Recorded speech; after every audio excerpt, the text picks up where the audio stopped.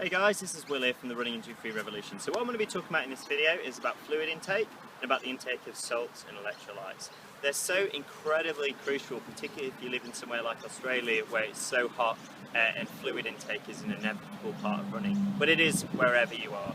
Obviously, why do we produce sweat and why do we lose those fluids? Of course, we produce it, our sweat glands open up as our body temperature increases because of thermoregulation, which then evaporates and cools us down. It's what makes us so amazing at running, and it's one of the reasons why humans, Homo sapiens, are able to run long distances without overheating, and that's why we were able to catch our prey back in the old school. So when we were able to chase down rabbits which were faster than us, or deer, but we were able to keep going for longer, and eventually they would pass out and die, and that would be our dinner.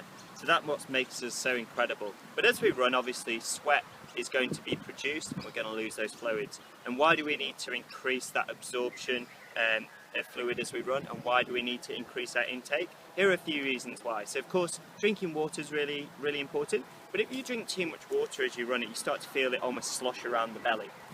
What salts are so incredibly good for, or electrolytes, so all those sort of companies that sell ones containing high level of salts, magnesium, those sorts of things, is it really helps with the absorption. So if you're taking water without a combination with salts, that can really start to weigh quite heavy in your body. So having those salts in there, an electrolyte drink helps increase that absorption and get that water and hydration to be maximised.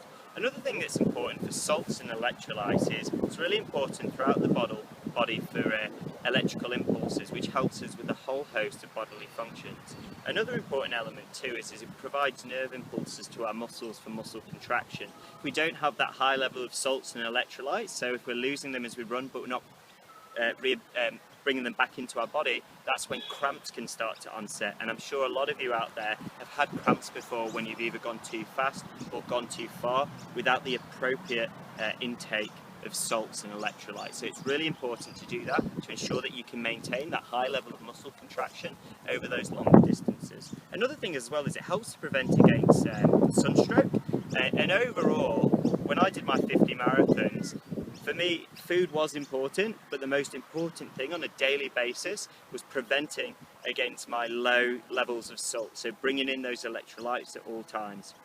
Obviously, if you don't, then that can start to onset with dehydration and obviously cramping too. Those muscles start to lock up. So as a runner, if your muscles start to lock up, or if you start to feel wobbly because you're losing that concentration, that's when your technique wavers. When you see runners start to bring their body back, or when you see them sink through the hips, or when you start to see them having to rigidly run and they lose that fluidity and they lose that technique and they don't look relaxed anymore, that's when their joints are starting to take that weight. That's when their lower body is going under a greater level of force. So in order to complement all of those techniques and all of those things you're doing to try and become a better runner, you need to complement that with the intake of salts and electrolytes, as well as, of course, water, which is needed for pretty much every function around the body.